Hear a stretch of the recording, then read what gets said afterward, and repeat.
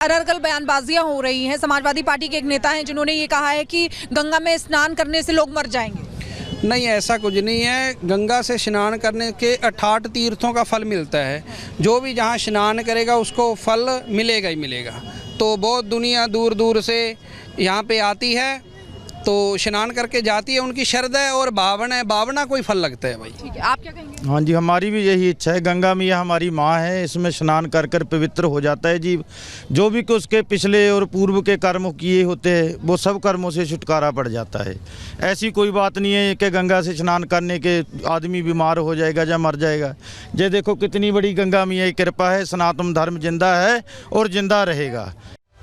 तो देखिए, संत समाज, स्थानीय लोग तो यही कह रहे हैं कि सनातन धर्म जिंदा है और जिंदा रहेगा और इसकी प्रासंगिकता हमेशा बनी रहेगी। लेकिन यही सनातन का बड़ा पर्व महाकुंभ सनातनियों को तो रास आ रहा है, लेकिन देश के दुश्मनों और कुछ सियासतदानों की आंखों में खटक रहा है। रिपोर्ट देखिए।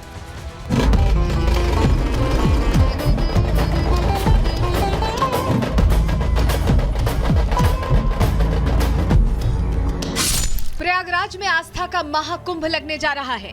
जैसे जैसे पहले राजसी स्नान की तारीख करीब आ रही है, वैसे ही सनातन विरोधियों की टेंशन बढ़ती जा रही है। कोई संगम की धरती को वक्फ की संपत्ति बता रहा है, तो कोई महाकुंभ के खिलाफ महायुद्ध की साजिश रच रहा है। अमेरिका में बैठकर खालिस्तानी आतंकी गुरपतवंत सिंह पन्नू खालिस्तान समर्थकों को भड़काऊ ईमेल भेज रहा है। पन्नू चाहता है कि राजसी स्नान वाले दिन खालिस्तान समर्थक लखनऊ और प्रयागराज पहुंचे, महाकुंभ का विरोध करें और खालिस्तानी झंडे लहराएं। लेकिन शायद पन्नू भूल गया है कि जिस प्रदेश में महाकुंभ का आयोजन हो रहा है, वहां एक योगी का राज है जो आतंक फैलाने वालों का इलाज जानते हैं। पन्नू के 3 गुर्गे पीलीभीत में महज छिपने आए थे, लेकिन उनके गुनाह इतने बड़े थे कि बाबा की पुलिस ने उन्हें जहन्नुम पहुंचा दिया। आतंकियों के एनकाउंटर से पन्नू बौखलाया हुआ है। महाकुंभ में जिस तरह का सुरक्षा घेरा तैयार किया गया है, उसने पन्नू के मंसूबों पर पानी फेर दिया है। यही वजह है कि जो पन्नू कल तक हिंसा की धमकी दे रहा था, वो आज अपने कारिंदों से प्रयागराज पहुंचकर झंडा फहराने की बात कर रहा है। महाकुंभ देश के दुश्मनों को ही नहीं, बल्कि कई सियासतदानों को भी रास नहीं आ रहा। जहां पहले सपा सुप्रीमो कुंभ की तैयारियों पर सवाल खड़े कर रहे थे, वहीं अब सपा विधायक ओम प्रकाश सिंह भी कुंभ पर विवादित टिप्पणी कर रहे हैं। कुंभ नहा के मरे आदमी, पानी खराब, व्यवस्था खराब, पैसा सब लूटा जा रहा है और कोई व्यवस्था नहीं है। ओम प्रकाश सिंह इतने पर ही नहीं रुके। तुष्टीकरण की राजनीति को मजबूत करने के लिए ओम प्रकाश गैर सनातनियों को अपने साथ कुंभ ले जाने की बात कह रहे हैं। कोई बात नहीं है, मुसलमान चाहेगा तो हम लेके चलेंगे नहा। गंगा तो सबकी है, गंगा माँ है। अब माँ किसी का नहीं होता कि इसकी माँ है, नहीं, माँ सबकी होती है, ऐसा कहीं नहीं है। हाँ, ये सब ये सही है कि हुकूमत नफरत, ईर्ष्या, द्वेष फैला कर हुकूमत करना चाह रही है। पहले मौलाना और अब सपा नेताओं का ये महाकुंभ विरोध सामने आया तो बीजेपी ने सपा पर करारा प्रहार किया। अखिलेश यादव के इशारे पर ओम प्रकाश सिंह बयान जारी कर रहे हैं कि जो कुंभ में नहाएगा वो मर जाएगा। इन सबों के मन में तो बाबर की आत्मा घुस गई है लग रहा है। जिस तरीके से अखिलेश यादव एक्स पर पोस्ट लिखकर और उनके नेता ओम प्रकाश सरीखे लोग कुंभ पर कीचड़ उछाल रहे हैं, उससे स्पष्ट होता है कि ये हिंदुओं की भावनाओं को आहत करना चाहते हैं। महाकुंभ की तैयारियां लगभग पूरी हो गई हैं। अखाड़े छावनी प्रवेश कर रहे हैं। यहाँ आने वाले संत जहाँ सनातनियों को शास्त्रों का ज्ञान देंगे, तो वहीं कुंभ पर बुरी नजर डालने वालों के लिए नागा साधु अपने शस्त्र के साथ तैयार नजर आएंगे। Bureau report, Republic Bharat. Bharat विरोधी ट्रूडो की हवा निकल गई है, उन्हें कुर्सी से बेदखल कर दिया गया। बात इसकी करने वाले हैं क्योंकि पतन का कारण भारत विरोध, अपना एजेंडा चलाना और खालिस्तानी प्रेम बन गया। क्योंकि यही वो ट्रूडो थे जो भारत को आंखें दिखा रहे थे और खुद ही गड्ढे में गिर गए। अब बात इनकी।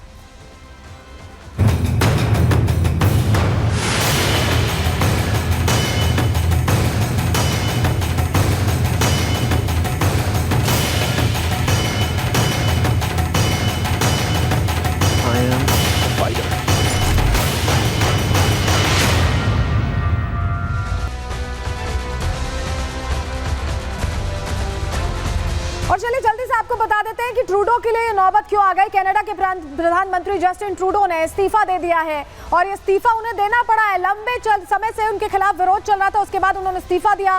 जस्टिन ट्रूडो ने पार्टी नेता पद से इस्तीफा दिया है और सोमवार को प्रेस कॉन्फ्रेंस में ट्रूडो ने बाकायदा इसका ऐलान किया। कनाडा में लगातार ट्रूडो का विरोध बढ़ता जा रहा था, खिलाफत बढ़ती जा रही थी और ट्रूडो की पार्टी के सांसद भी इस्तीफे की मांग कर रहे थे। ऐसे में दबाव उन पर था।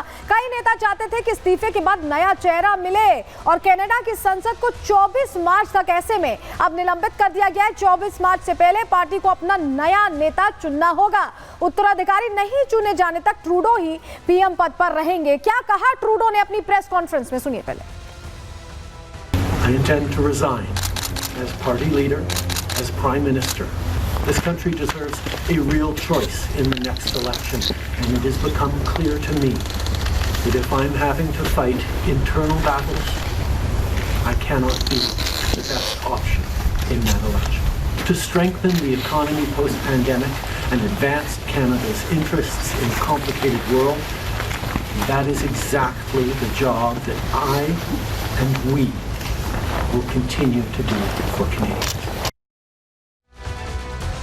तो ट्रूडो के इस्तीफे की कहानी आपने सुन ली, लेकिन ऐसा क्या हुआ कि जस्टिन ट्रूडो को इस्तीफा देना पड़ा? चलिए जल्दी से आपके सामने जानकारी रखते हैं, आपको बताते हैं कि ये राह क्यों मुश्किल हो गई। दरअसल ट्रूडो की कठिन राह में यहाँ पर क्या दिक्कतें आई? सबसे पहले लोकप्रियता में गिरावट आई, लोगों में नाराजगी हो गई, चुनावी हार का डर सताने लगा। इसी साल चुनाव हैं अक्टूबर नवंबर में होने और पार्टी के अंदर ही नेतृत्व पर सवाल उठ गए, यानी जस्टिन ट्रूडो के नेतृत्व को कोई स्वीकार नहीं कर रहा था। पार्टी के कई सांसद उन्हें बोझ बताने लगे, खालिस्तानी समर्थक होने का खामियाजा उन्हें भुगतना पड़ा।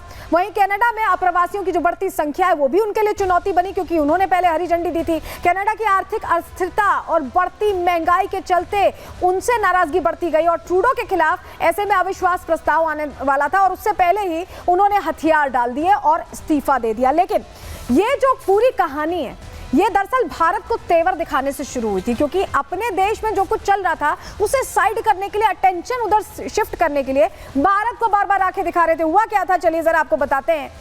ट्रूडो ने यहाँ पर अपने काल में भारत और कनाडा के बीच रिश्ते सबसे खराब कर दिए, इतने खराब कभी नहीं थे। ट्रूडो काल में खराब स्थिति में राजनयिक संबंध पहुंच गए भारत और कनाडा के, और ऐसे में खालिस्तानी गतिविधियां अभी वहां कनाडा में बढ़ती हुई दिखाई दी। ट्रूडो काल में खालिस्तानी आतंकियों का कनाडा पूरी तरह से गढ़ बन गया, उनका दबदबा हो गया।